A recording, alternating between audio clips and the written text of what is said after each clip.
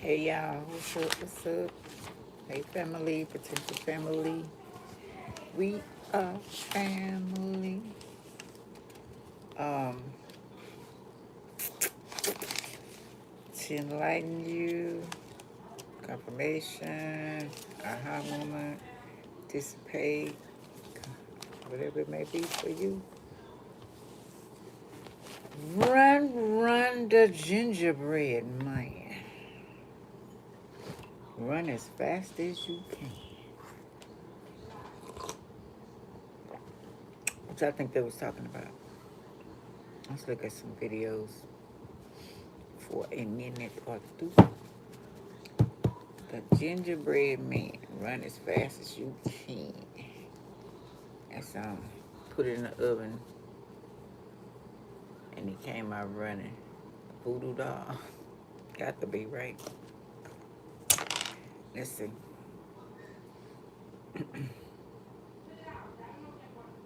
Let's see what the lady says about it. What the lady says.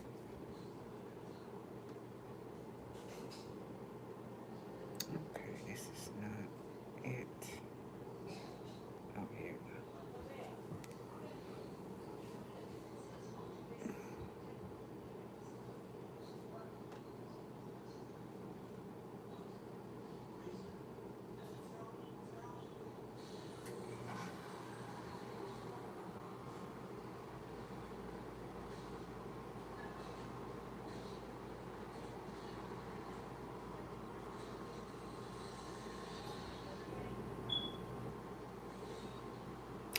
Hush, little baby, until you cry.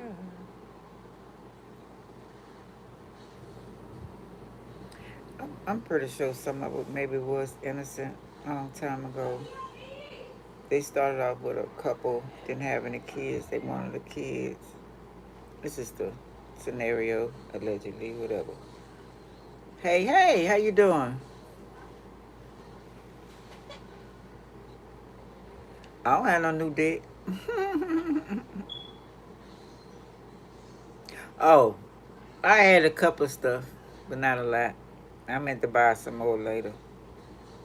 We gonna talk about the gingerbread man and see what's going on with that.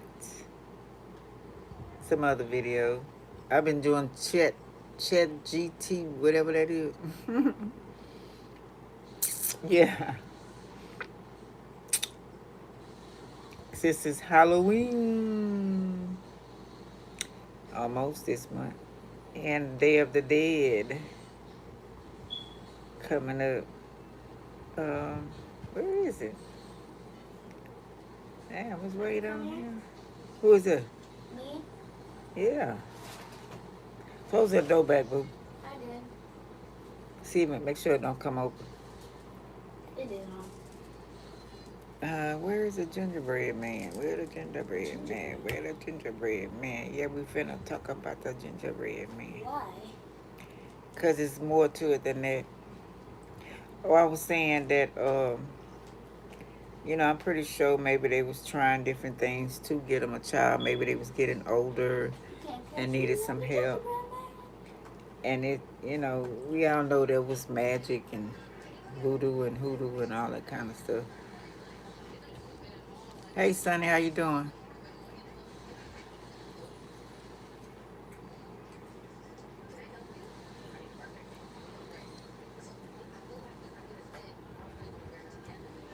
Let's see if I can find it. You subscribe? Thank you, Sonny. Oh, here it goes. 3,000 years old. The gingerbread man. I'm good. The gingerbread man been around before the Bible. You know that? Let's see. Download now. She explained it better. She came to the same conclusion. I'm fine. Hope you're doing okay. Yeah, many protection for you as well. Memory of sacrifice, a whisper from the ancient world, when bread was sacred and food could come alive. This isn't just a fairy tale. It's a myth, a creation story, a warning. And the truth behind it goes back over 3,000 years. And I also thought it was when they went in a famine Welcome and back, eating children Darklings.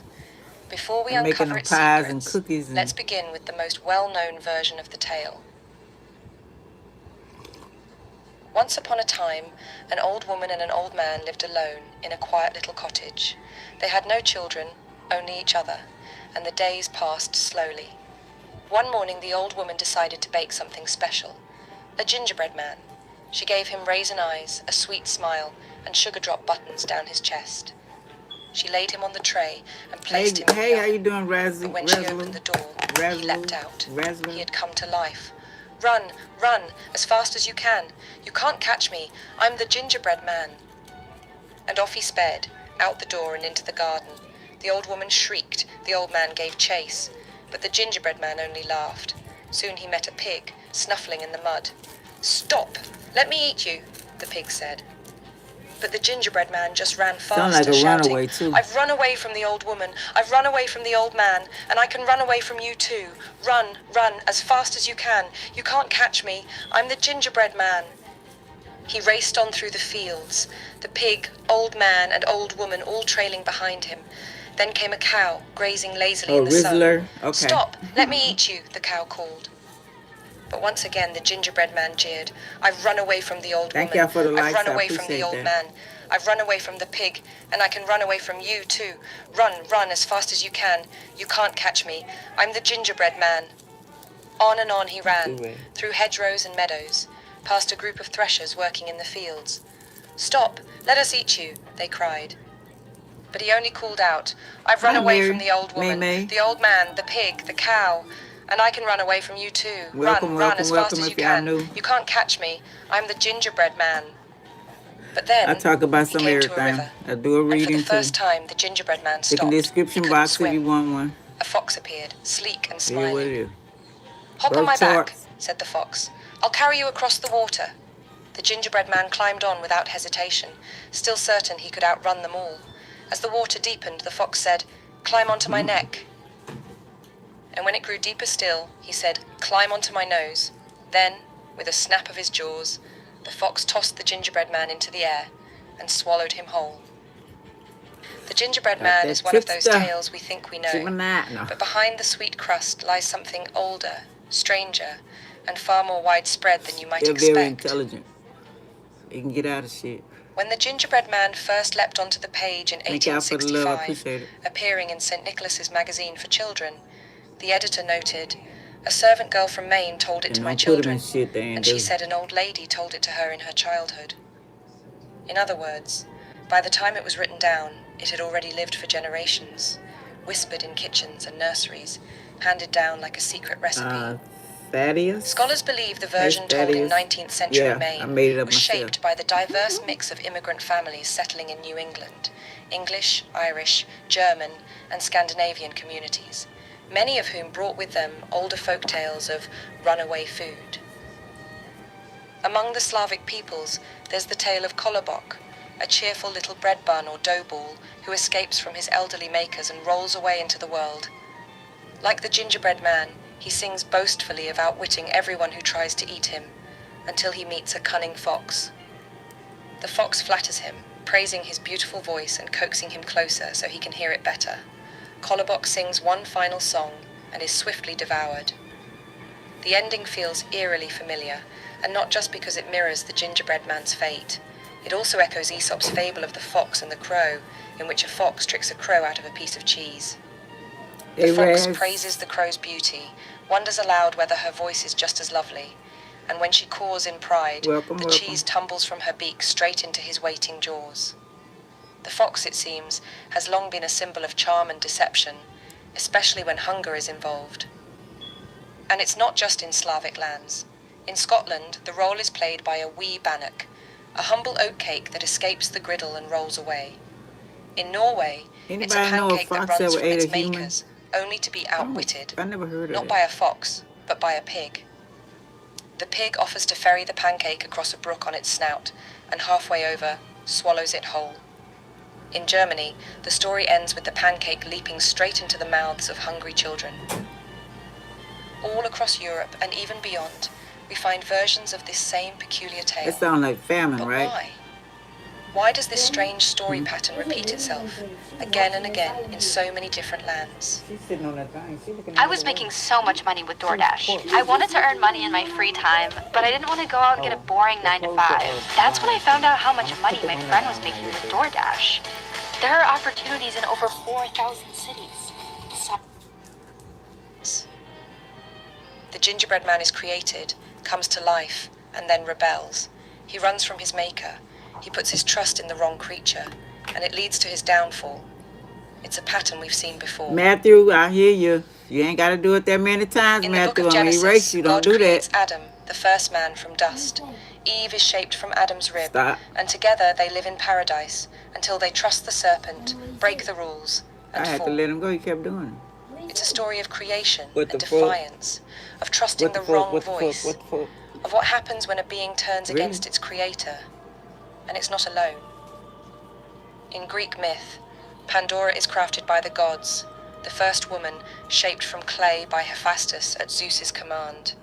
She is Hey, gifted Jonathan, how you with beauty, doing? music, and curiosity, and given just one rule: do not open When the jar. I'm ready to. But she Thanks for the does, concern. and from that single disobedient act, all the evils of the world are released. In ancient Mesopotamia, the gods shaped mankind from clay mixed with divine blood. Their purpose was simple: Don't to start. serve, quietly, I'm obediently. grown. But humanity multiplied. Their voices grew loud, defiant. They refused to stay in their place, and so the god Enlil sends a great flood to wipe them out. Only one man, Atrahasis, survives after building an ark. Hey, how you doing, Ash and Lee So and what are these stories Ivy? really trying to tell us? At their heart, they are warnings, cautionary tales passed down through myth and scripture. They remind us, don't defy your creator, know your place, and whatever you do, don't grow too proud. Wow. Because in these stories, there is always a cost. Knowledge brings suffering, disobedience brings exile. There is always a punishment to the ambition. Another theme that runs through them all is the idea of humans being created from clay by the gods, Oh, okay. then given breath. It's one of the oldest ideas in myth.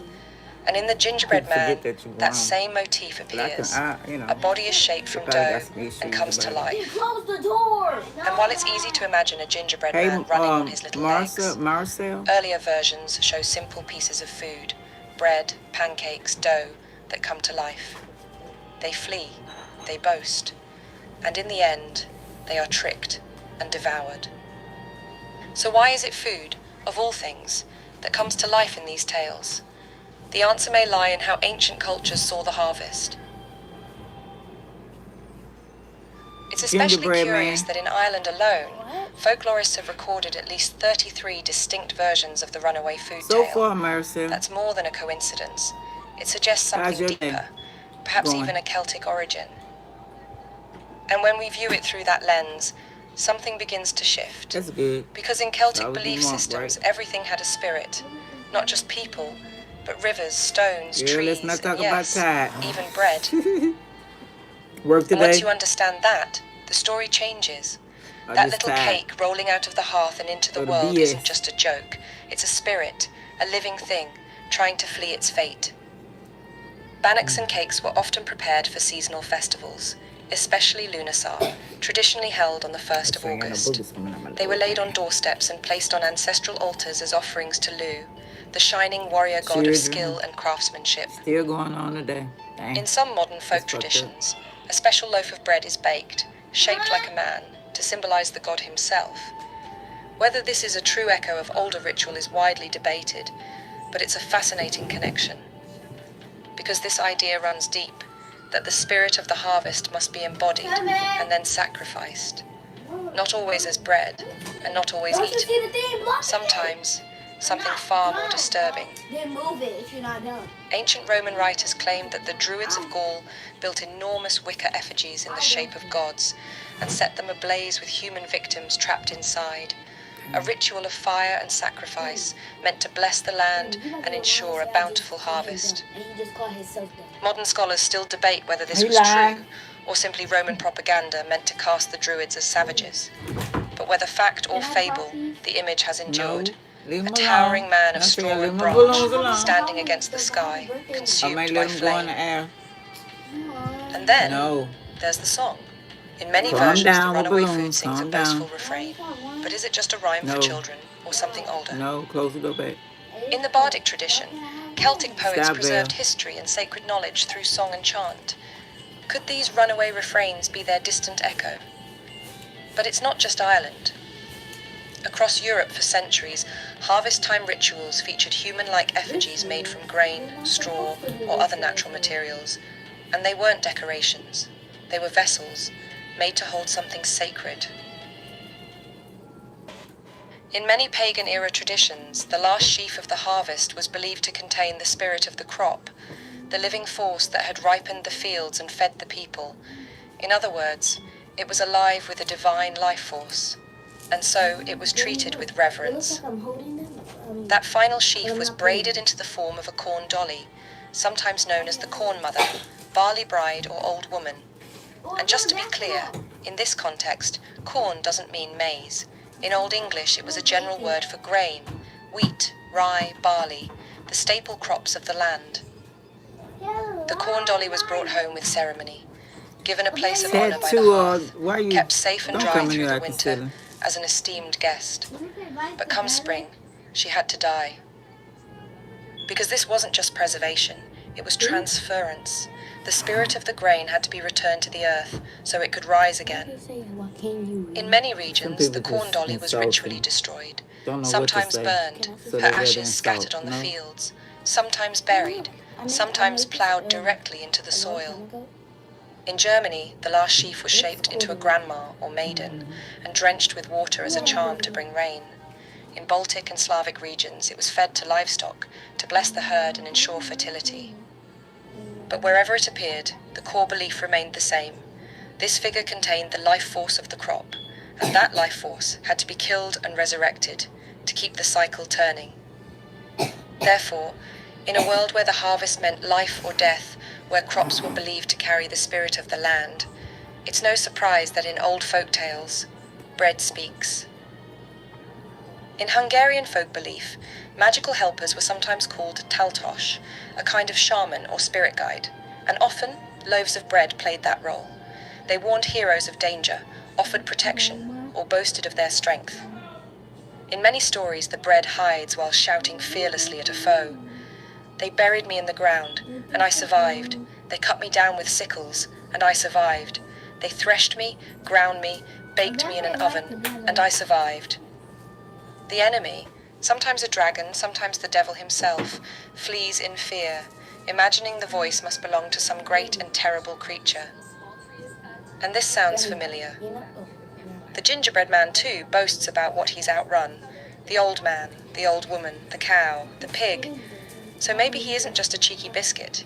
Maybe he's a fragment of something older, a time when grain was believed to hold the divine spirit of the harvest. And perhaps these tales of bread coming to life are simply the next step in that ancient belief. But gingerbread men themselves have a dark past. Once they belonged to royalty, and maybe even to the occult. 10 questions with Lance. Take one.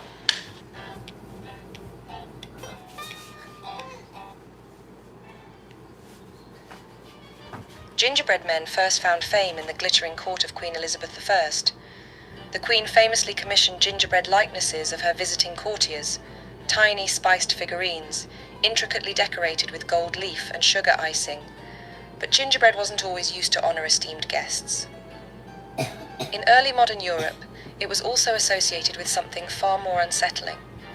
There were widespread folk beliefs that witches could work magic using food human effigies, a fear echoed in broader European anxieties around puppets and voodoo doll-like figures. To pierce the figure was to wound the person, to burn it was to bring fever, to eat it was to consume their power, and gingerbread, already shaped in human form, was a natural vessel for these fears. City laws from 16th and 17th century Germany and the Netherlands even forbade the sale of certain moulded pastries, including gingerbread men, when made with intent for superstitious practices. Still, despite these darker associations, gingerbread never lost its place in the public imagination. By the 18th century, it had become a beloved treat at country fairs and festivals, sold in stalls and market tents, wrapped in ribbons and icing. And here, another tradition emerged, the gingerbread husband. Young women would buy or be gifted a little gingerbread man as a love charm. It was said that if you ate him, you'd soon find yourself a real husband. Yeah. It sounds like a quaint tradition, but it may reflect something far older.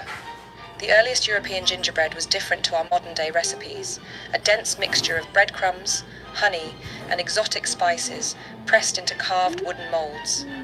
And it wasn't made to be eaten casually. It was shaped into saints and angels, edible icons, crafted by medieval monks as acts of devotion. This is the earliest form of the gingerbread man, a ritual food, a thing to be blessed, and consumed with reverence. The biscuit became a body. To consume it was to participate in something holy. In early Christianity, the same idea becomes central. At the Last Supper, Christ declares that the bread and wine are his flesh and blood. The faithful consume them as an act of remembrance. And it echoes something older.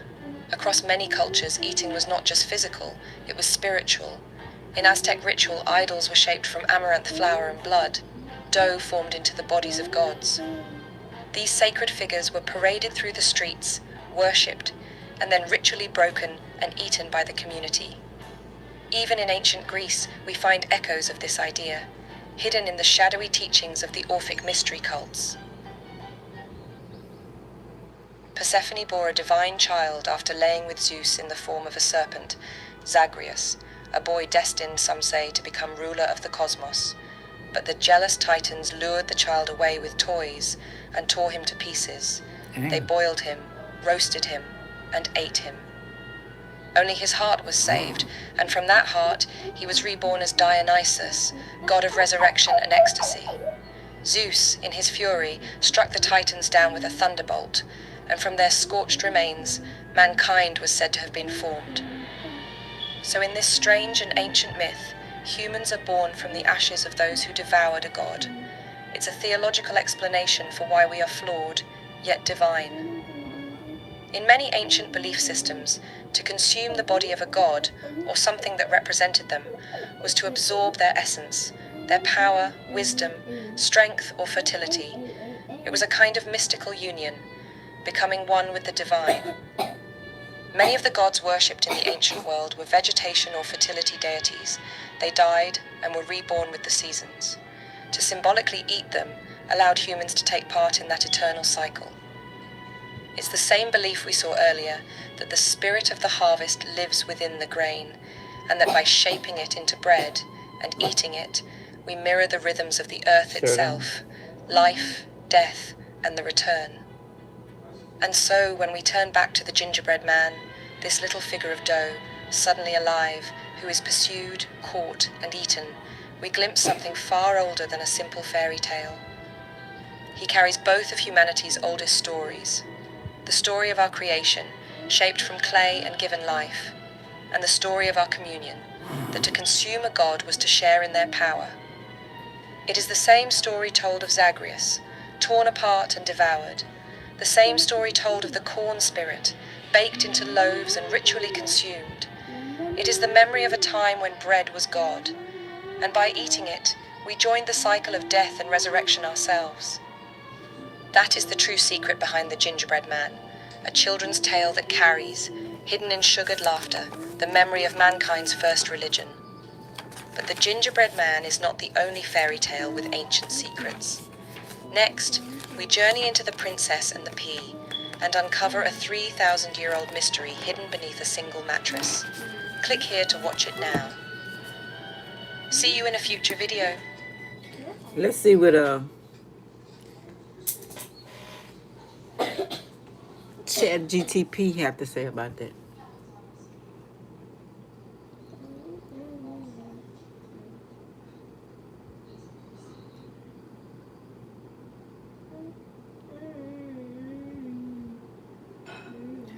What is the metaphor behind the gingerbread man?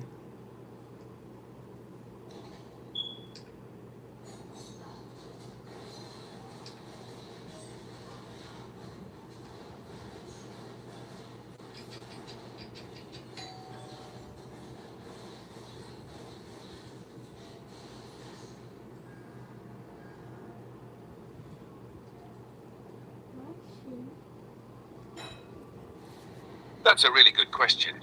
The story of the gingerbread man may seem like a simple children's tale, but it actually carries several layered metaphors depending on how you look at it. Let's unpack the main ones. Number 1. The gingerbread man as a metaphor for ego and pride. Theme: arrogance, pride, and self-destruction. Meaning: the gingerbread man runs away from everyone who tries to eat him, bragging, "Run, run as fast as you can. You can't catch me, I'm the gingerbread man." This overconfidence mirrors the human tendency to believe we can outrun consequences, fate, or mortality. Metaphorically, the gingerbread man represents the ego, proud of his own existence but blind to his fragility. His fall, being eaten by the fox, symbolizes how pride often leads to one's undoing. The fox as a metaphor for deception or the world's temptations. The fox flatters and tricks the gingerbread man, pretending to help him cross the river but ultimately devouring him. Metaphorically, the fox represents cunning, manipulation, or the deceptive nature of worldly desires, the things that destroy us when we let our guard down or trust too easily. 3. The cycle of creation and return. The gingerbread man is made by the old woman, then escapes his creator, only to be consumed and return to the natural cycle, back to crumbs, back to the earth. Metaphorically, this can reflect the cycle of life, creation, rebellion, and dissolution, or even a child's journey of independence from parental control, followed by the humbling realization of limits. 4. A warning tale. The consequences of running from reality. He's born from the oven, a metaphor for creation or birth, immediately runs from home and ends up devoured because he cannot face his limits or mortality. The moral: you can't run forever. Reality, truth, or fate always catches up. Wow. In psychological terms, the gingerbread man can symbolize the naive self, a new consciousness that's unaware of danger, running from every authority or bond, thinking freedom means separation. The story becomes a metaphor for innocence meeting experience, the inevitable confrontation between self-delusion and the real world. Would you like me to explain it through a spiritual lens like karma, soul journey, or ego death? Or a literary one, symbolism and archetypes? Both interpretations go even deeper. Yes.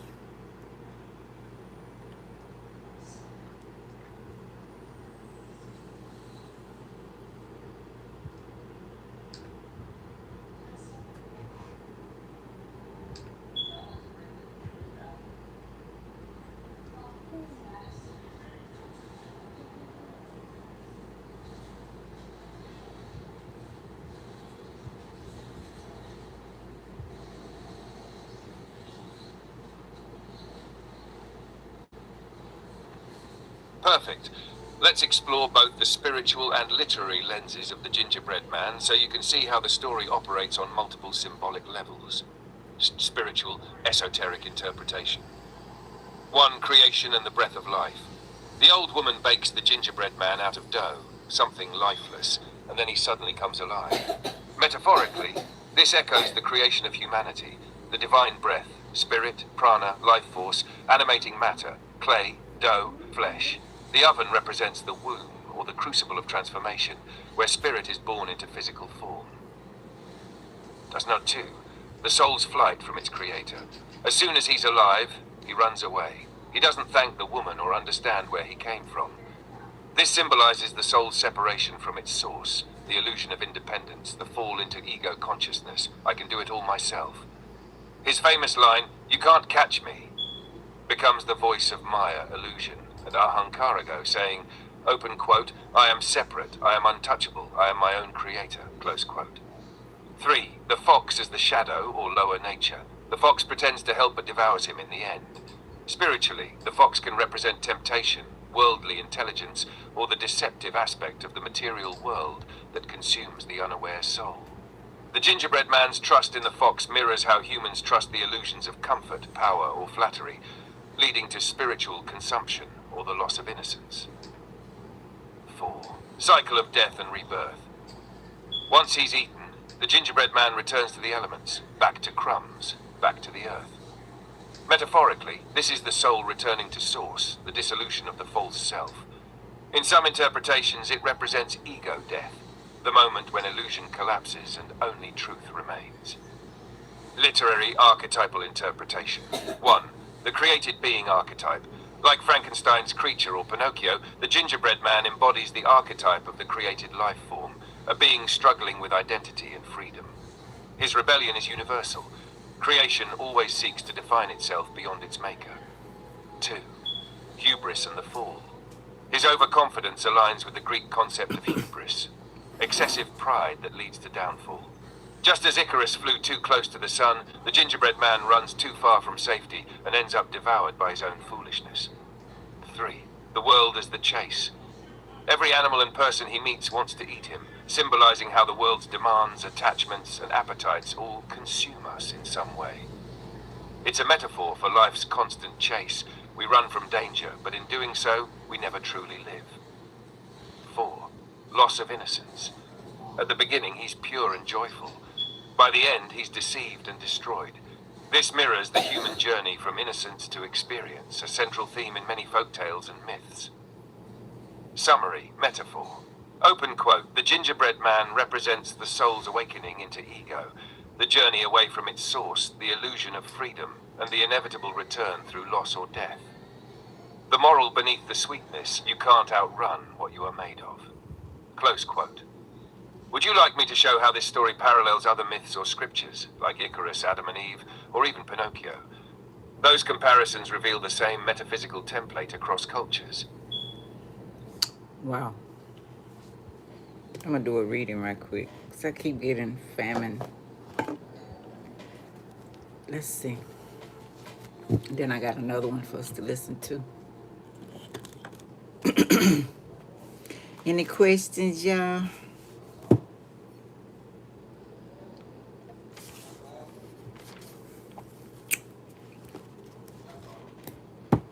Let's see.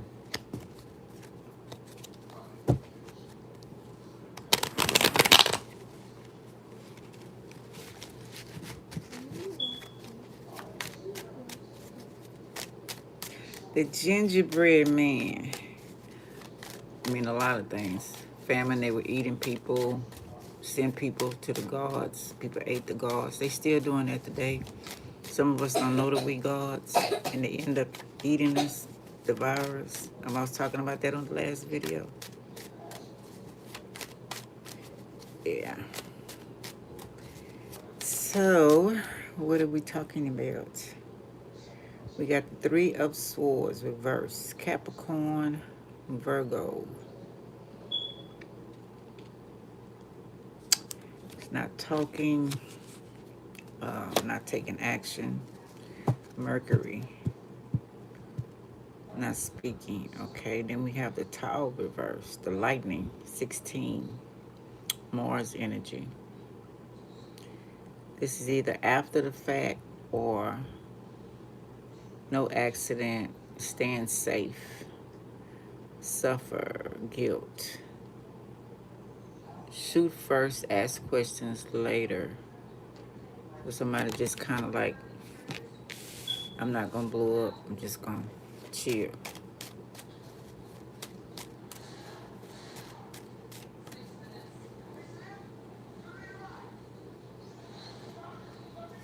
The Argus. What is that? Hey, Jack. What is the Argus? Arcus.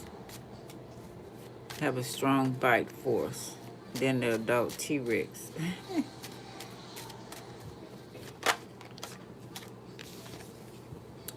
Okay, now we got the Scorpio energy. Death. Oh, killer whale. Oh, yeah. Sure is. Right. Really? Insecurity. Let's see. I'll read what both of them mean in a minute. So we got death. Queen of Cups. Scorpio energy. So somebody's chilling, avoiding death. Not starting no havoc. So maybe they're afraid of death. Or they're afraid of their partner. Let's see. We got Aries. King of Scepter. Work. I am. Man. Business. Let's see what they're talking about. 16 reverse. The lightning. You know, somebody had a death scare. So now they're trying to be loving, taking action on that love,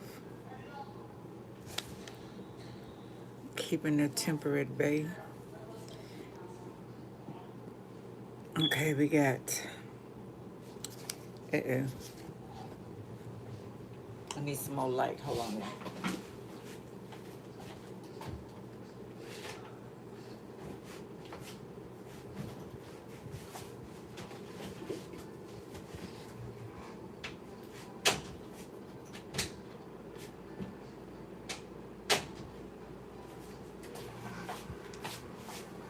Trying to look for my. Oh, here you go.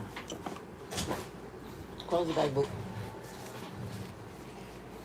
The lightning, accident or catastrophe. So somebody's trying to. Turn the light back on. I need the light right quick to read. I can't see it. What is this? In the physical world. Oh yeah, that's my stuff. In the physical world, the ruin of fortune. Remember then, son of the earth, that only God is absolute. Reflect upon the old oaks that have defied the ravages of time and have finally been brought down after a century of immunity. Think that thou too mayest be brought low at a very moment of thy great arrogance by some unexpected blow. So somebody had a death scare.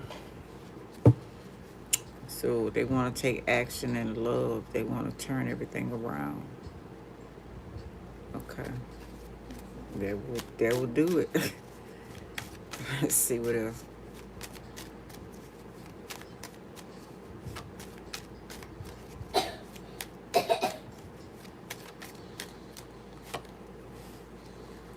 Three of Cups reverse. That's not love. So somebody faking. They had this death scare. Or try to send death or catastrophe. Or something they tried to do. Maybe to a Scorpio. I don't know. Or to an Aries. I don't know. Or they did that. Whatever the deal is. Because the underworld and chaos. Okay. Could have messed with somebody's car. Then we have the three witches. We got Cancer and Pisces. Neptune. Reverse. Okay.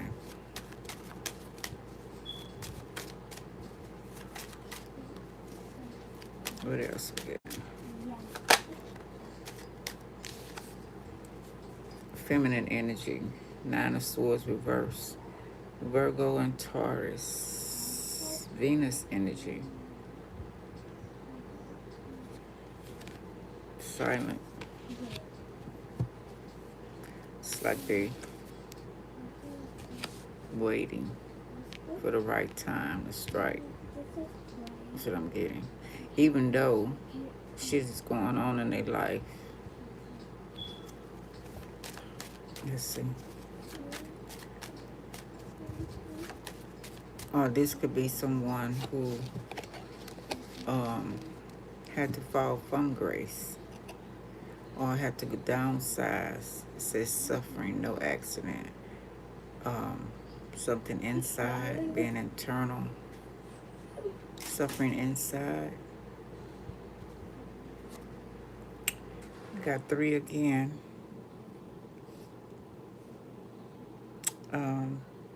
Aries and Sag. Masculine energy. Three of Scepter, work. Seeing if something's working, what they're doing. Being quiet.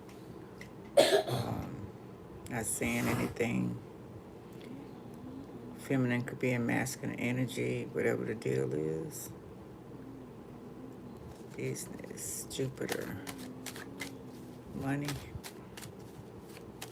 Jupiter is also abundance.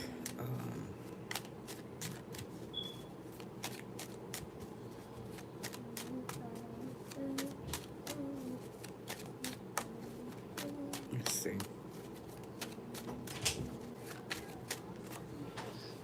19. The sun, Leo energy, Amun Ra. Okay. Not right now. What, Eli? What, Eli? Let me check. 19.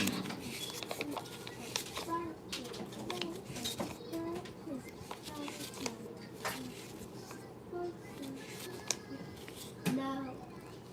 It is not home. I don't really see it in there. The sun, happiness and joy. Remember, son of the earth, that the light is the mysteries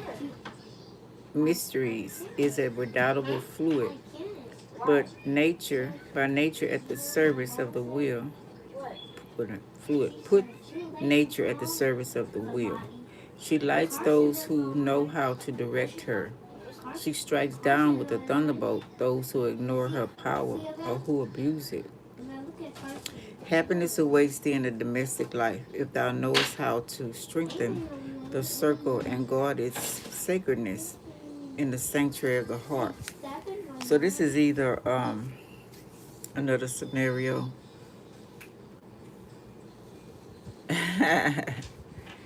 Hey, Xavier, a couple trying to keep it that temper, maybe not trying to come at each other, keeping their, maybe listening to each other more. If I ask you to take out the trash, you're going to do it without me asking or something like that. I'm getting that too. Don't want to cause havoc.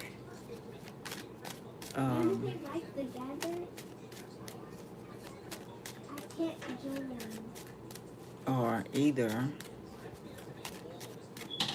someone that they abused came at them.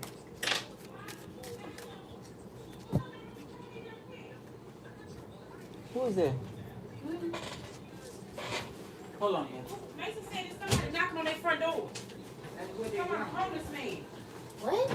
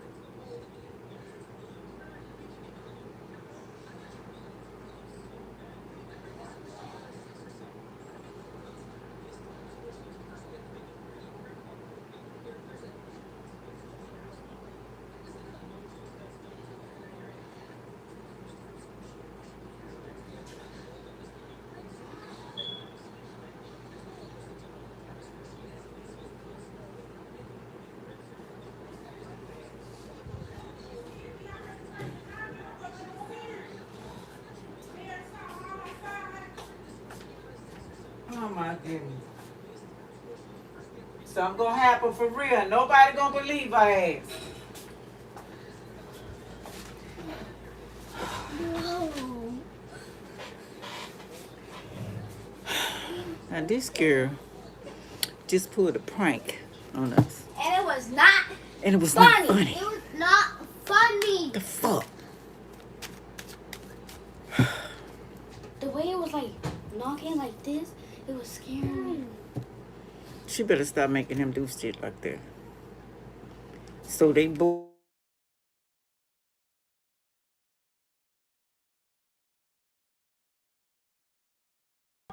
Shit ain't funny. Shit. Shit ain't funny. Shit. I'm back, y'all. Sorry. No, I don't like pranks. Period. I don't play like that. That's why I didn't prank you anymore the first time I pranked you. Stuff happen for real. Ain't nobody gonna believe you. Then something will happen for real. So this is what this is right here. What? Wasn't no accident. Nothing happening. They just wanted somebody to pay attention because they bored pulling pranks. Here we come running. That's Aries. That's your mama. That's us. Which one is you? Just, TikTok. Man, That's my avatar. My mama. Huh? it's crazy.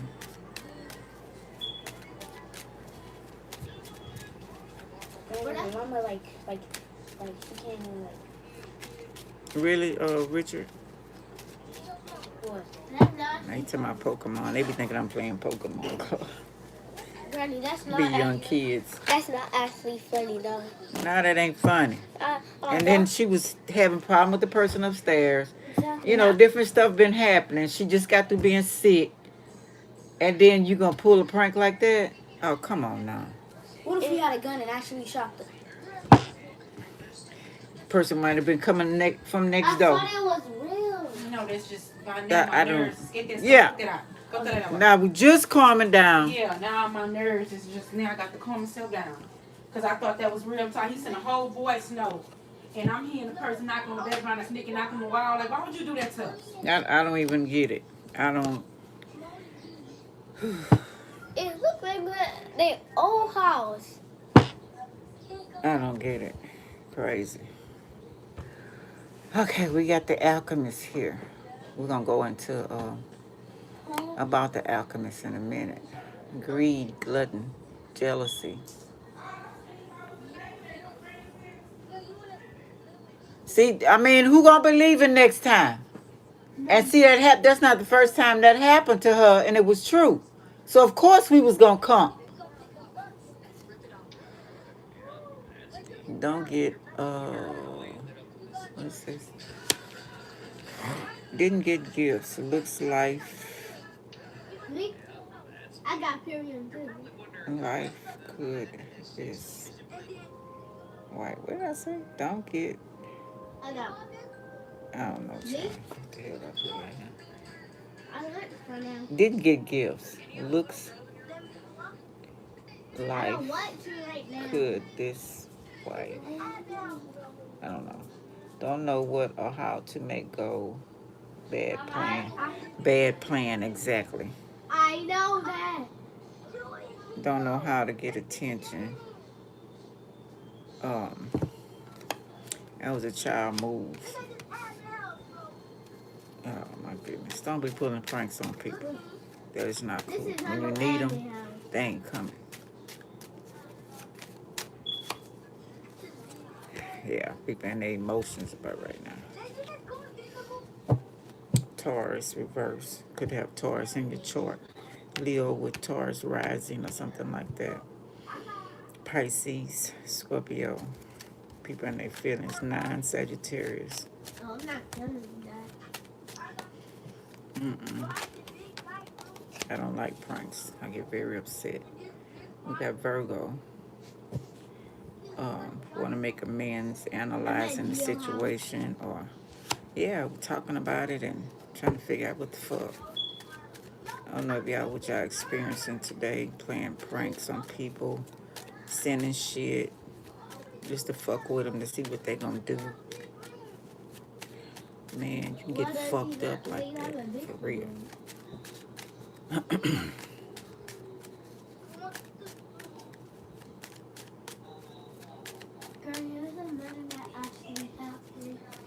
I know.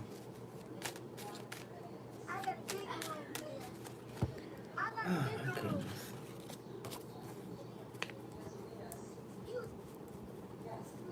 I told you I wouldn't get.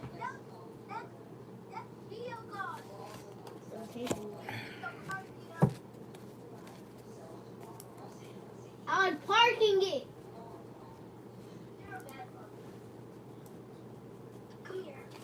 No. Give me the last card, child. Crazy shit. People be tripping. Please, no pranks today, y'all. Don't do it. Don't be trying to send shit to people to see how they gonna react. Fooling some bullshit because you pissed off. Your world ain't going the way you want it. You bored or you just want to play with some damn body. Because ain't shit going on. It's quiet. You know what I'm saying? You bored. So you figure everybody else bored. You don't know what they got going on in their life. Or how they feeling or how they calming themselves down. And then you want to start some bullshit. But devil cancel. Musa. I don't know how to do that. With no fire, no lightning, nothing. Just chilling. We finna have a full moon in Aries too. Crazy shit. You're not gonna take my avatar. Crazy, crazy. No. I'm not beating nobody. Life of luxury games. Airplanes playing games. Somebody playing games. No. Like you participating in the shit. Somebody playing games. When they need you, you might not even come around. Just Africans, maybe somebody black, stranger, bats saying something about some games, or somebody messing with them, something. Somebody could be putting up decorations for Halloween. Crazy. See, white reader, big channel, copying your work, think they can, say or do it better than you know, or lost their intuition, whatever the deal may be. Getting paid for your work. Okay.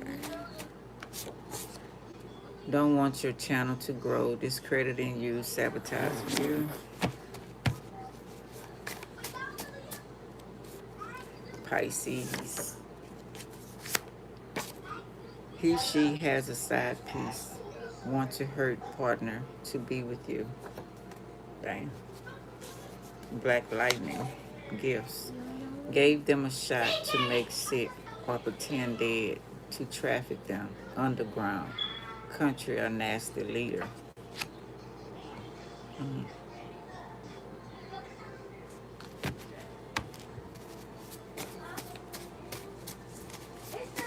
The gifts. They gifted. Wow. A lot of shit going on. Incubus, succubus, reverse. But it might not be getting no play. Yeah, you pull a prank on me. If I was with a partner, your ass sure wouldn't get a damn thing. Cry wolf, no help. Ain't nobody gonna believe you next time. Just doing shit for attention.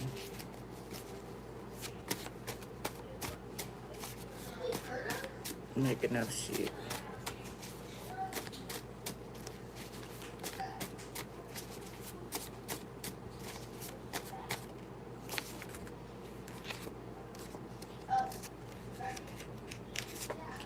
Want to steal your child body parts, funeral home, to hospitals, through the hospitals. Your sister Virgo.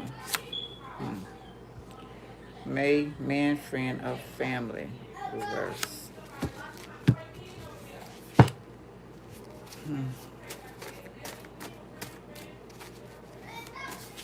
And we ain't got nothing else to do. Underground.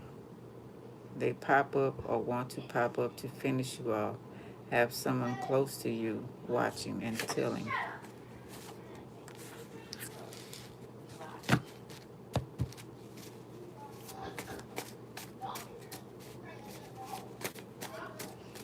I don't know if this make believe they telling y'all. I mean, some of it could be true. Says yeah, curse their ass out. That's what you want to do. But use your discernment. Can't keep playing with people because you might get your ass hurt. I was just watching. My granddaughter was just showing me. They was redigging up some graves that were in tombs and you know, the drawer thing. I don't know why they were doing that. Crazy. I don't know. Alrighty, that's one scenario. Let's go to the next one, y'all. Oh my goodness. Throw you off. Not show you off, but to throw you off. Somebody was just trying to calm down, chilling. You know what I'm saying? Then here comes some fucked up shit.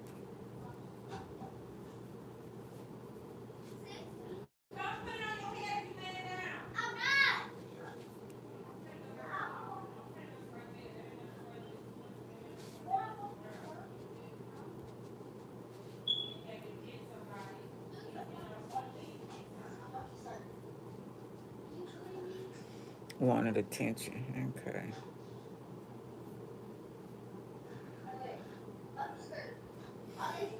Alrighty. Next. I have another one. Here's another one.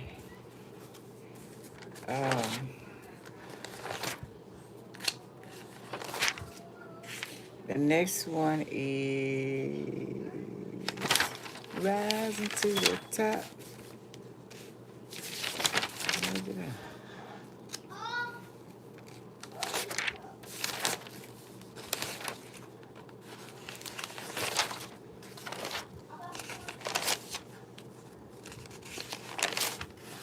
Oh, Jack and the Beanstalk.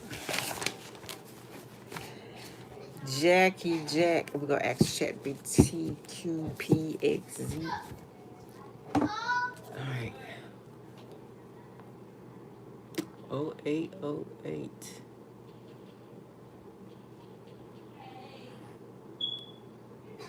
808. I forgot what that means.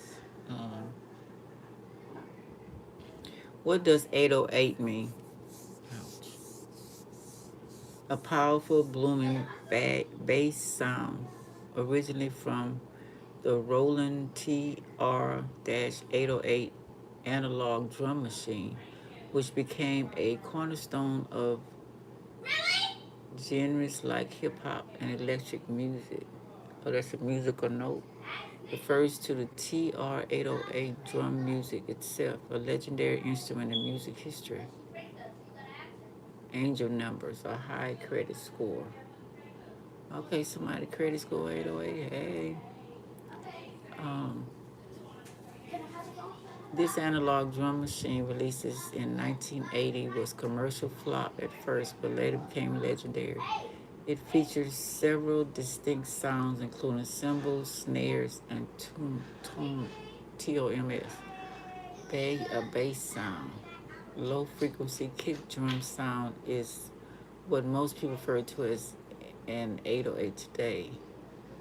Okay, angel number. Frequently, it might be an angel number from a spiritual perspective, signifying themes of abundance, manifestation, and spiritual growth. Credit score, exceptional credit score. Disturbing the peace. Hello. Penal code. Okay. Damn, sure the right one on that one. 808. Disturbing the peace.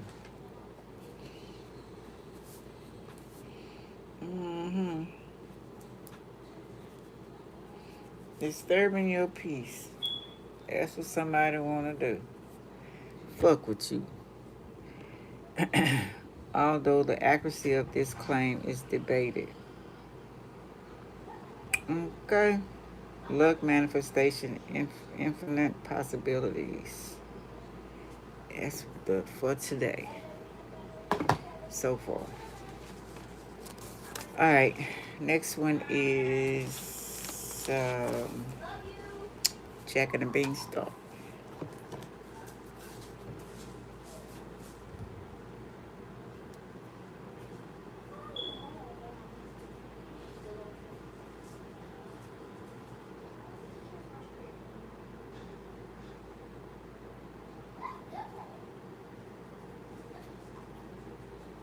Man. Ooh, they got some good ones. A lot of good stories they telling And then how truths about out the of. video that when they left the door? The homeless people. She did. She made a thing of that for real. Yeah. Ooh, Lord have mercy. People got to grow up. For real, for real. Granny, Okay. a bear said, you can, ask Vicky to give you some money. Cause she pranked us. Okay, let's see. Jack and the Beanstalk. Let's see what the story is on that. Okay, y'all close the door now. Chill out. You think you know the story. A poor boy, magic beans, and a beanstalk that grows into the clouds, with a giant waiting at the top. But what if I told you Jack and the Beanstalk is older than the Bible, older than the pyramids, older than writing itself? Because buried beneath this children's tale lies a secret, a story passed down by word of mouth for over 5,000 years, a tale of giants, of gods, and something far darker. Once you hear the truth behind Jack and the Beanstalk, you'll never see it the same way again. Welcome back, Darklings. Before we unearth the secrets of Jack and the Beanstalk, let's begin with the version you think you know. Leave it alone. Once upon a time, in a small cottage on the edge of a village, there lived a widow and her only son, a boy named Jack. Don't They throw were that on the penniless, floor. and with no food left to eat, Yeah. the mother told Jack to take their last possession, their cow, and sell her at market. But on the way, Jack met a stranger. Instead of silver coins, the man offered Jack a handful of beans. Magic You can beans, take he this said. over there. Jack, being young and foolish, took the deal. Look. When he returned home, his mother was furious. She threw the beans out the window and sent Jack to bed without a bite to eat. But in the night, something grew. A great beanstalk burst from the earth, twisting, coiling, towering up into the clouds. Jack, curious and bold, began to climb. Higher and higher he went, until I'll the put it ground back on below there. I forgot vanished in one. mist. It's over And there above, on that thing he in found the a hallway. strange land. At the top, he found a great stone castle. He knocked, and the door creaked open to reveal a towering woman, a giantess. "Go away," she warned him. "My husband is a giant, and he eats boys for breakfast." What? But seeing how hungry Jack was, she took pity on That's him. Jack and the Beanstalk. She brought the him giant. bread and cheese and a bowl of milk, and let him sit by the fire. And when her husband came home, What they his did. footsteps shaking the castle do. walls, she hid Jack in the oven. Granny. And then came the voice. "Fee, fi, fo, fum, I smell the blood of an Englishman. Be he alive or be he dead, I'll grind his bones to make my bread." But the giant's wife stood firm. "There's no boy here," she said. And the giant, grumbling, ate his dinner, counted his gold into bags, and fell asleep by the fire. When the castle was silent, Jack crept out, stole a bag of gold, and climbed back down the beanstalk. For a while, Jack and his mother lived happily, but sometime later, Jack climbed the beanstalk again, and once more the giant's wife fed him and warmed him by the fire, and once more she hid him when the giant returned. Turn it back on. This I'm not doing time, this Jack time. saw a hen that Here, laid you want golden these? eggs. He waited for the giant to sleep, then took the hen and escaped down the stalk. And still, he wasn't finished.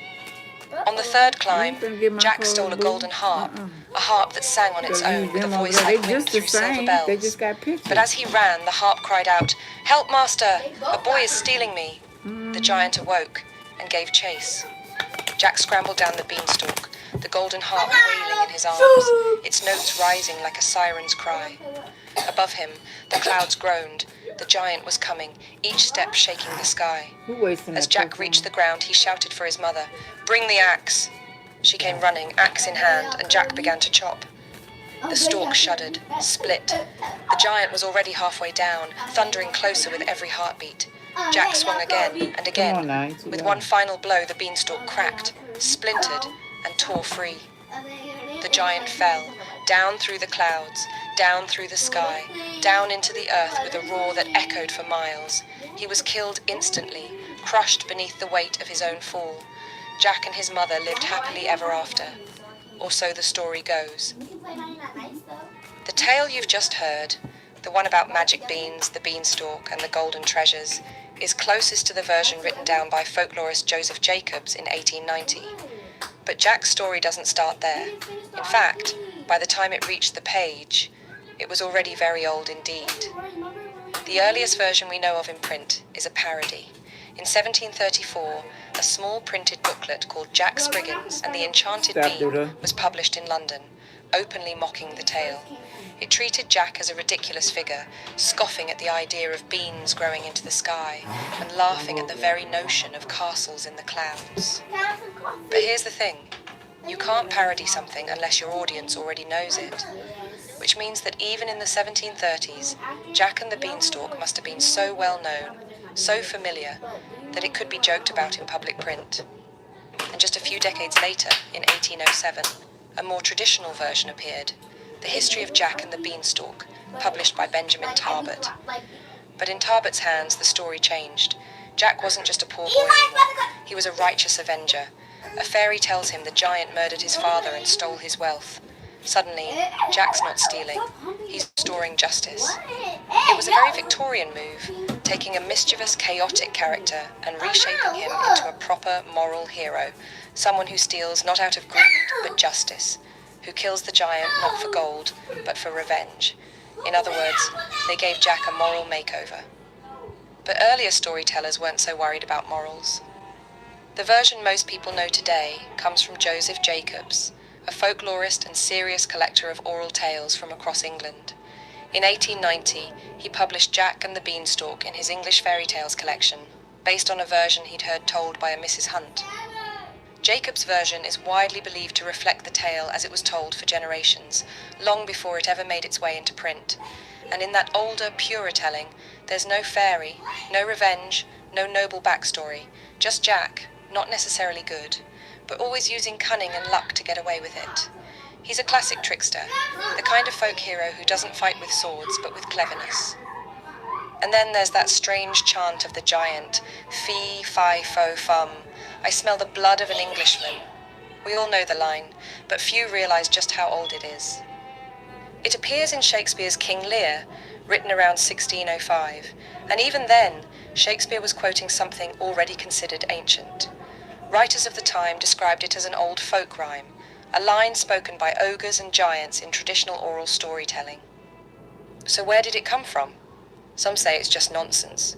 Strange syllables meant to frighten children, or mimic the sound of a lumbering giant.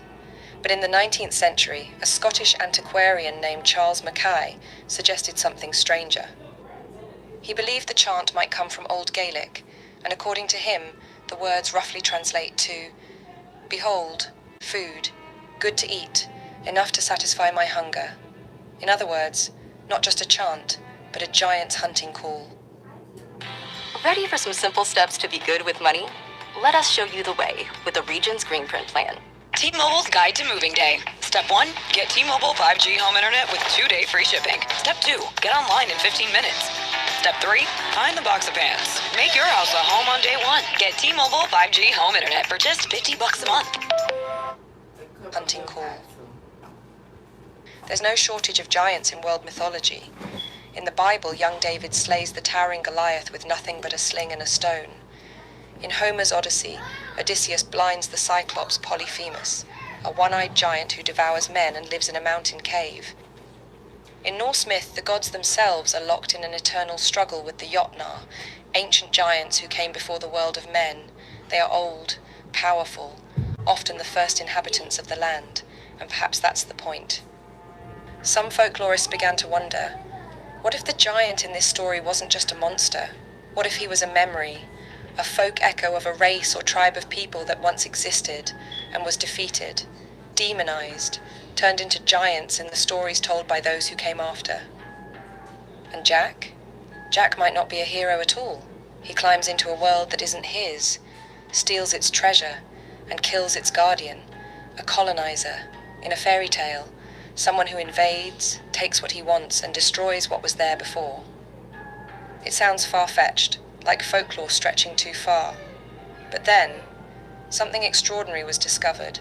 In 2016, researchers found evidence that Jack and the Beanstalk is much older than anyone ever imagined.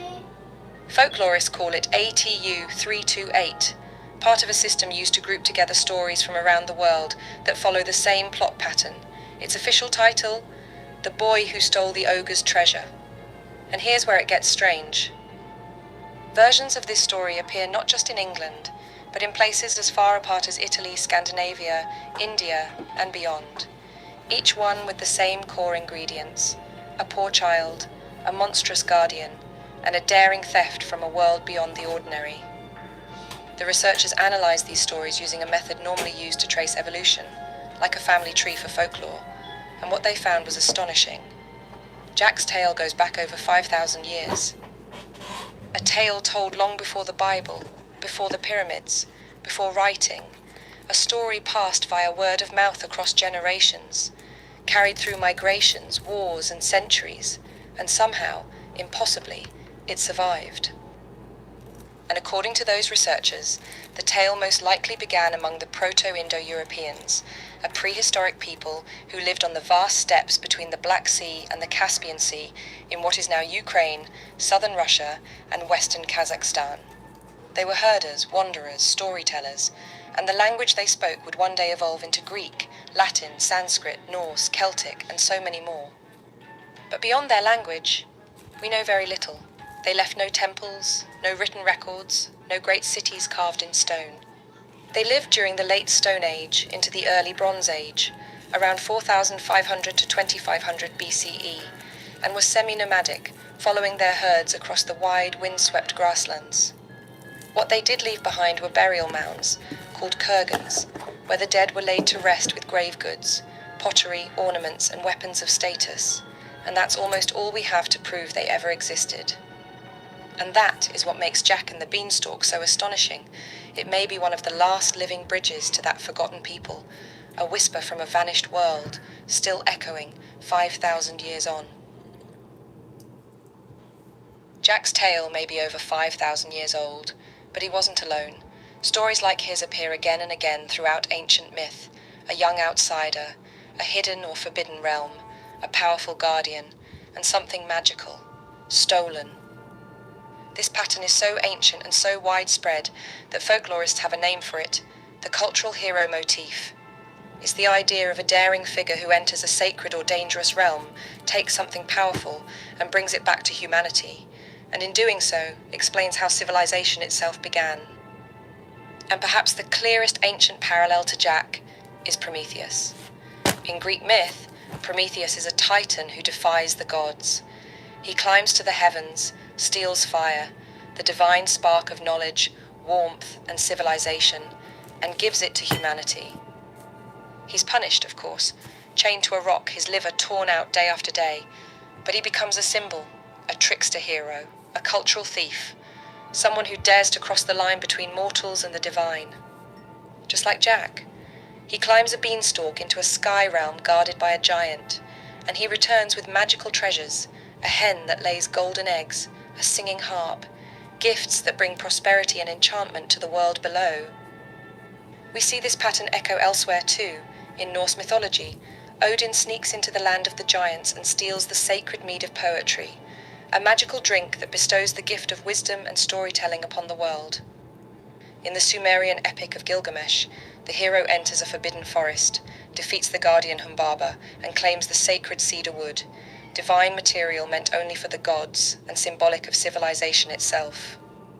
Each of these figures defies guardians, takes something powerful, crosses into a realm not meant for mortals, and brings back a gift that changes the human world forever, just like Jack. Even the setting of Jack's adventure, the castle in the clouds, feels strangely familiar. In Greek myth, the gods live on Mount Olympus, hidden in the mist. In Norse cosmology, there's Asgard, a realm above the earth, connected to our world by a rainbow bridge.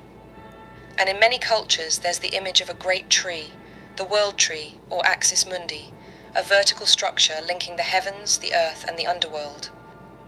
And what does Jack climb?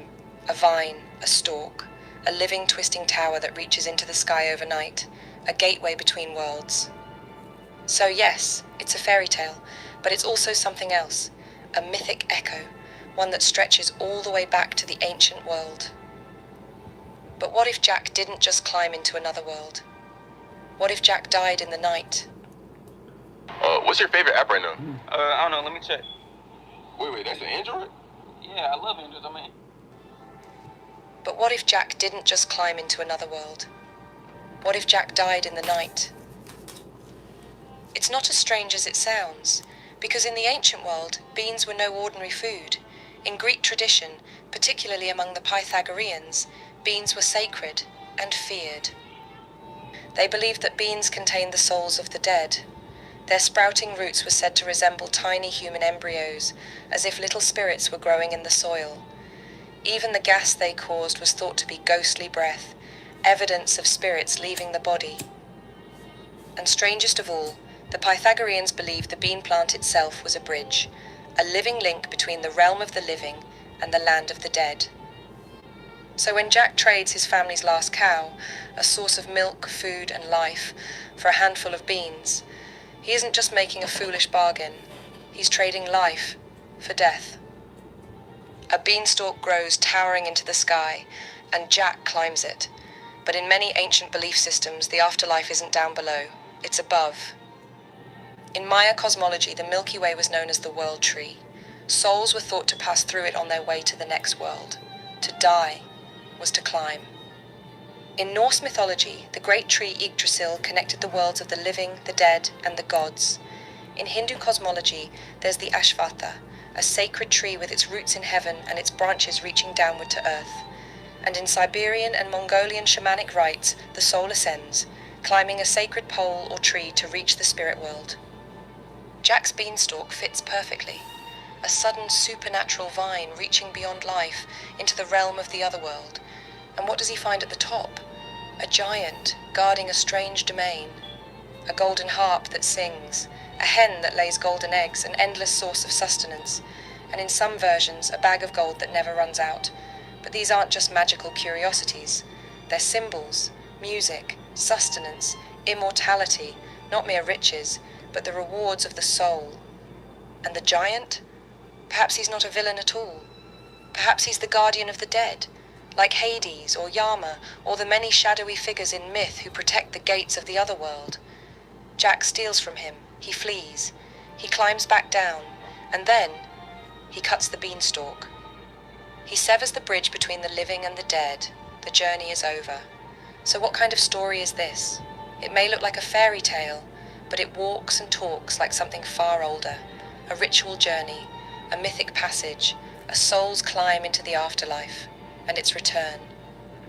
It belongs to a family of myths stretching back thousands of years, stories like Inanna descending into the Sumerian underworld, or Orpheus crossing into Hades to retrieve Eurydice, Dumuzi, the god who dies with the seasons and rises again. Jack climbs, he faces the guardian, he brings back something magical, and he survives. So maybe Jack didn't rob a giant. Maybe he found what waits for all of us, at the end of the climb. And if that unsettled you, wait until you hear what happened in Hamlin. Click to watch the chilling true story behind the Pied Piper, if you dare. I let's ask GBT22 about Jack and the Beanstalk.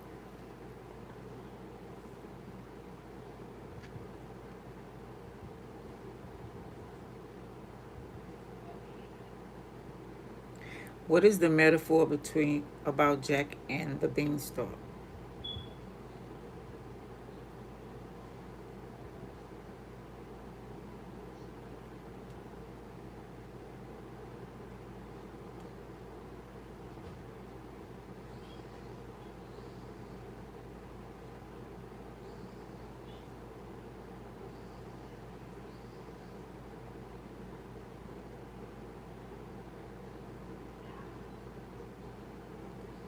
The story of Jack and the Beanstalk is rich with metaphor.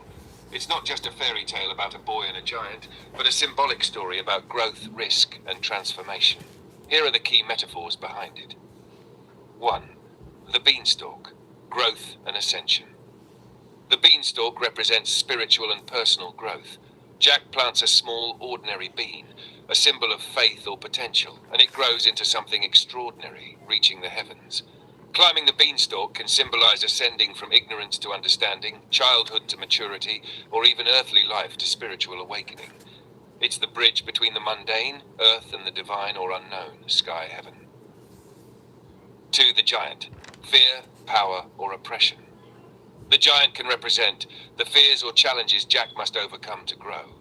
The powerful ruling forces that hoard wealth while the poor, Jack, struggle below. Or even Jack's own shadow self. The darker parts of him he must confront and defeat to evolve.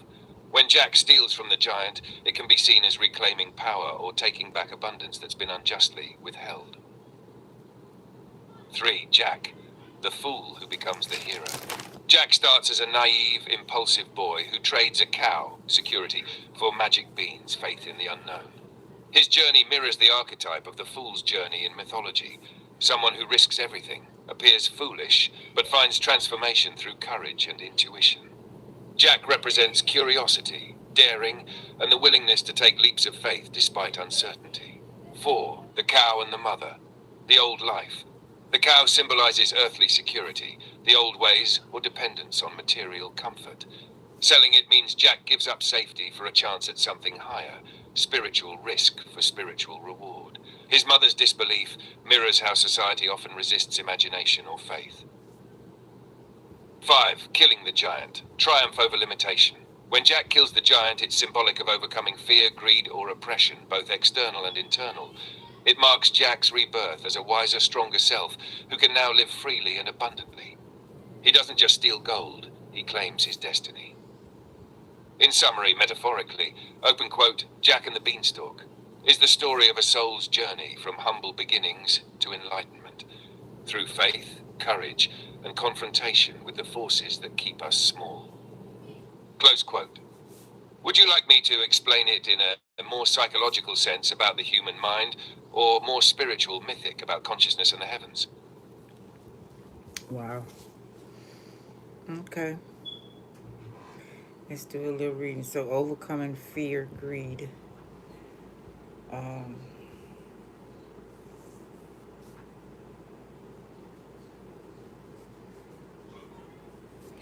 Greed, or oppression. Okay.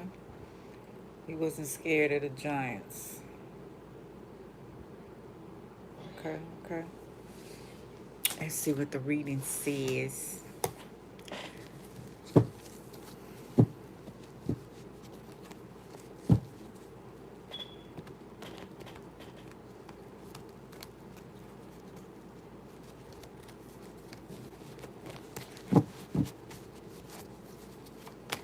What's the message? Well, let me split these because I didn't go on. Oh, I didn't use these. I used them. Okay. We good. Oh, this. The Fool's Journey. Taking a chance. Okay. King of Pentacles, reverse. No message, just leaving.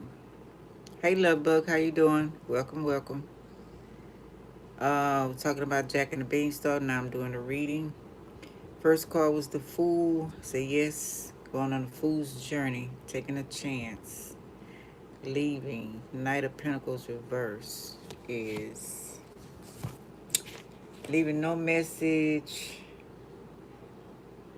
It says mixed signals and jealousy. It's a no. Confusion. Just left without letting someone know. Doing something without somebody knowing. Having somebody worried about what you're doing. Jealousy. Okay, let's see. not understanding. Page of Cups, a baby, a child, somebody pregnant, or surprise. Teach them how to fish first time. Assassin war. Um, idea, inner self, young love. It's a Knight of Pentacles, reverse.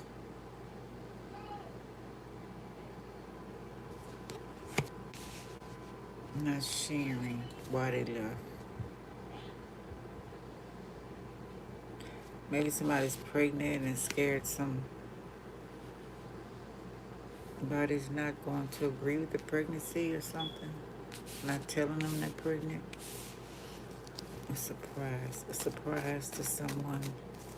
They're taking a chance and leaving with no message, no way of knowing where they're going or where they're at. The Knight of Swords, a yes. Police, security, wearing a mask. Speedy messenger, military, or authority, police, speedy. Pride. All right. Okay. Stranger, I'm getting two. The Hermit reverse. Cat's out of the bag.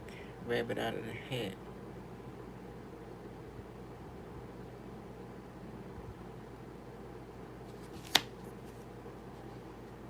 Refuse to work on self. Box ruined, package, or had to go somewhere else to get it. Searching for self. On a journey. Need to, but no, it's reverse. Need to be searching for self. It says didn't heal.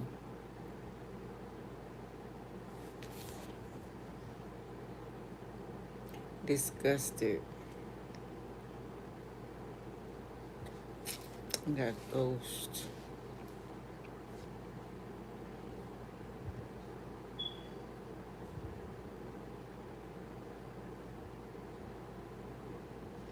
Letting it out.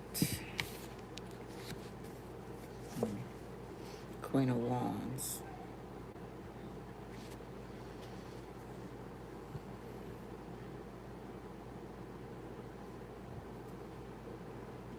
Mother with children. Protective. I'm feeling protective. Guardian angel. Okay, ancestors also. Independence. Wanting to be free. Maybe it was under some type of rulership.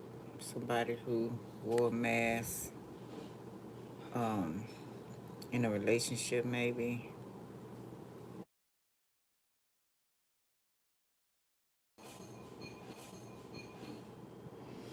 I'm back. Apology. Somebody may want to apologize for something they did. Two of Wands reverse. Maybe they didn't see what harm they did. Okay. Maybe they acted ass when you told them you was pregnant or something like that. Eight of Swords reverse. Coming out of conflict. Surgery, reinforcements. What is this? Not AC.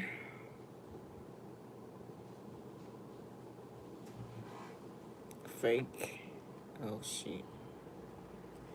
They might have meant what they said. It was okay. Somebody might be faking something.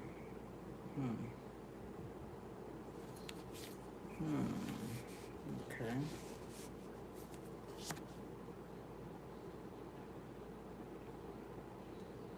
They weren't confused at all.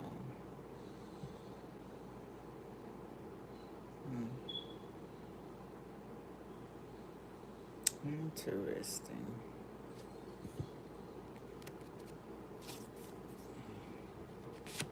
Maybe they were scared you're gonna put child support on them or something, or maybe afraid you were going not to be there. I say crying wolf, and may need you again.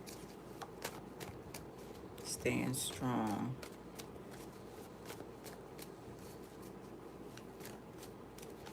Stand strong. What is it? Change the world. Well, not in your hands. Lost control, no confidence. Don't see missed opportunity, losses. Intellect, vision, knowledge. Stole or you did something wrong from the ancestors. So somebody might be seeing their wrong ways of something.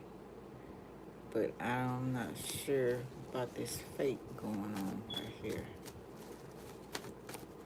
Apologizing because they feel they have to or made to. Gift again. Music, ambulance, police, fire trucks, missionaries, a calling, zombie, practice, grave, angels, emergency, piper,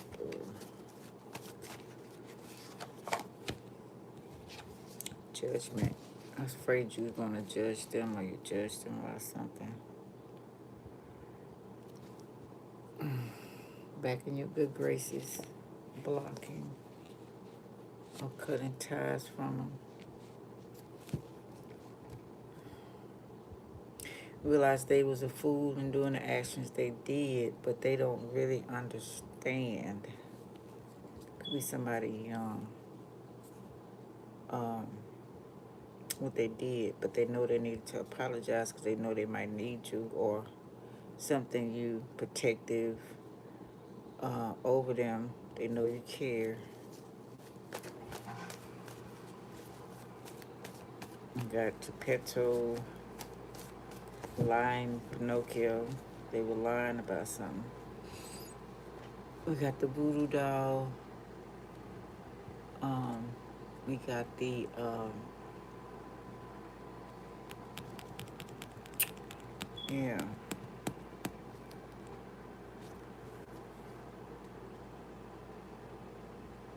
puppet.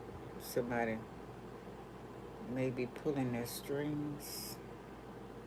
We got Peter Pan, those boys, little boys. Okay, potential. Gives hiding something.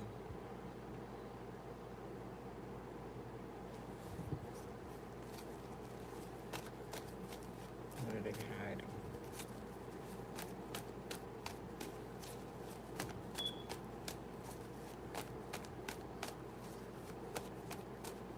Aries energy too. Two of Swords, reverse. Okay, same thing. Will on the palm of their hands. Okay. Two of Wands, Two of Wands. I don't know why I said Two of Swords. On top of each other. Something that was out of control. Something that you wasn't expecting. A surprise. Something you weren't expecting to happen. Okay.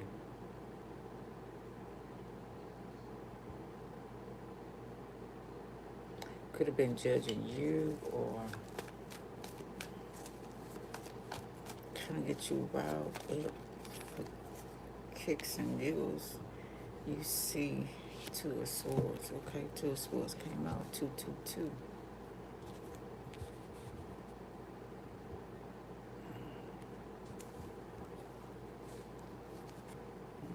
Maybe you were too quiet or something. Didn't do what they wanted you to do. So they figured something to get your attention.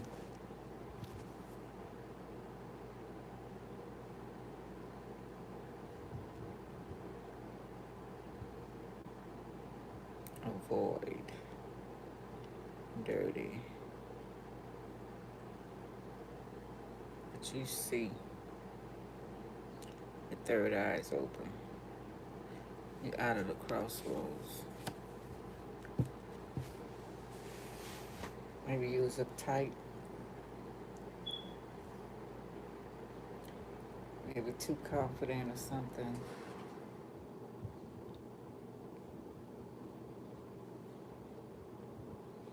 Papa Leg Ball Jeans sitting at the dock of the bay. Reverse.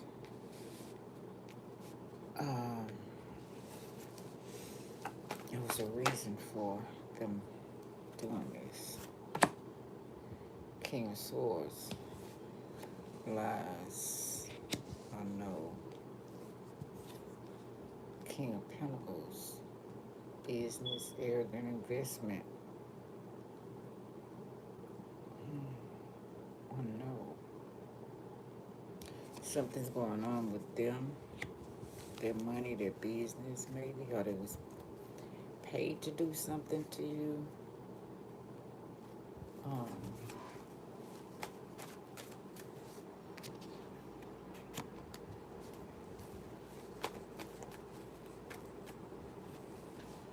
Three of Cups. Putting you in fear. Feeding off of you.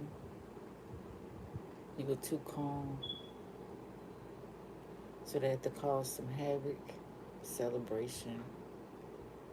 Wine vinegar 3. Three in agreement. Code 3. Lights and sirens. Heart attack. Causing some type of sickness. Something you're drinking. How to put something in your drink. 3 witches. They agreed. 3 people agreed. A yes. About money.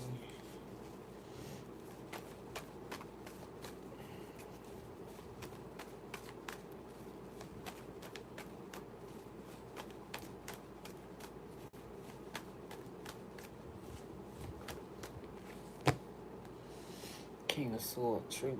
Yes, good decision. Mature, justice, intelligent, leader. Truth, spy.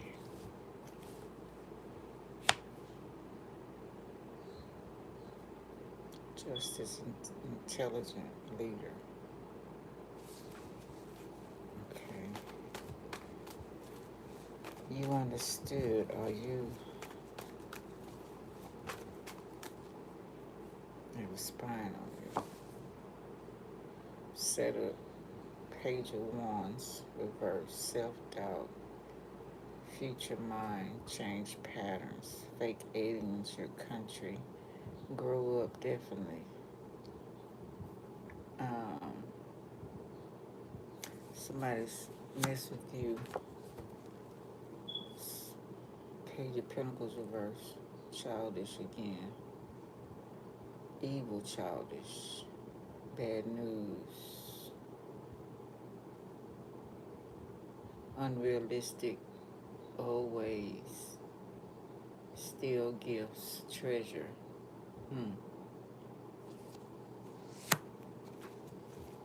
And it's about 2 kids.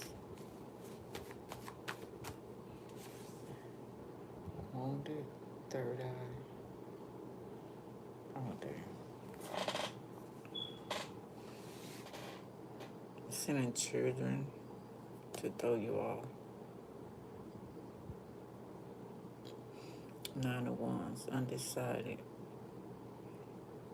Take a step back out of the situation and you can see more clearly.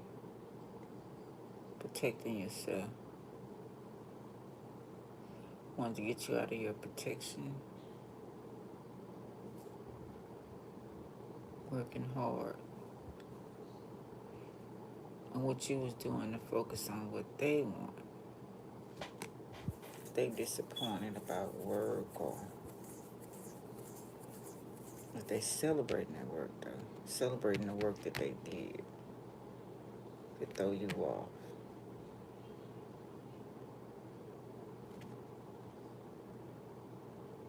Or this could be, let's see. It says the fool, don't be no fool. And then stealing. Gemini, leave Gemini Aquarius. Plans, hopes, wishes. Somebody, you might have had a headache or something. They don't like you being youthful for one thing. Your free spiritness. We got the Queen of Cups on top of the Queen of Wands on top of the Queen of Wands. You're too caring and giving. Want to steal that from you. Top of each other. Want to be you. Same old shit. Nothing's changed. They trying new tactics. Using children. Rebel, grief. Don't be no fool. Open your eyes. Not responsible. Overthinking. Scared to be free. Not free. Fears of the unknown. Somebody's scared of what's going to happen to them. Money, maybe, the creator, what's going to happen to them. A challenge. Challenging you. Hard times, yeah.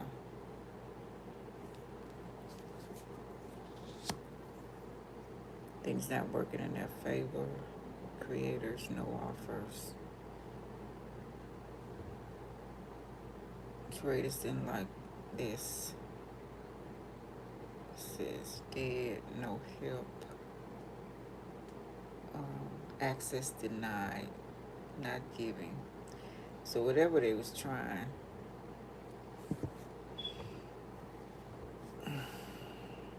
somebody want things to happen free in their life.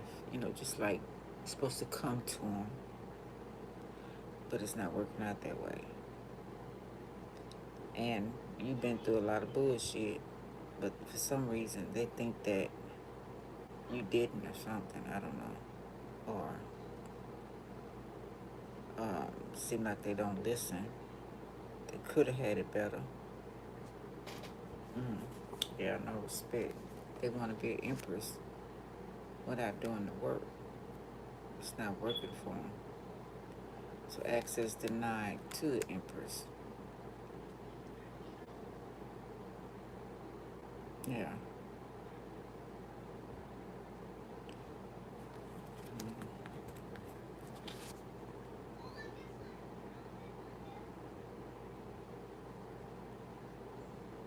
Stopping you from doing what you're doing, interrupting what you're doing, like your whole life revolve around them. Evil. So there's somebody, like I said, they want to get up to the lifestyle. Could be a gay man or transgender as well.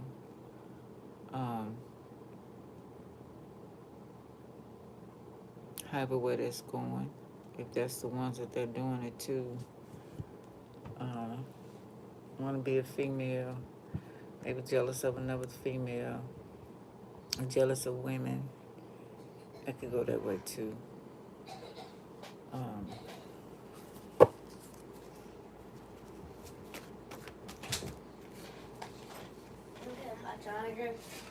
Okay.